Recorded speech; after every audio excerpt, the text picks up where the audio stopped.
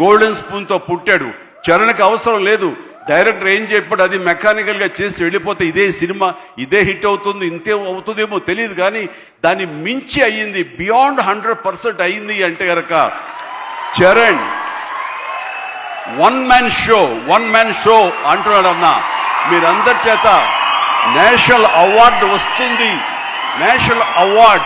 National award winning performance అంటున్నారంటే award రానివ్వండి రాకపోనివ్వండి అది పెద్ద సమస్య కాదు. ఈ రోజున రంగస్థలాన్ని కూడా రావాలని నాతో సుకుమార్ గారు ఎన్నోసార్లు అన్నారు.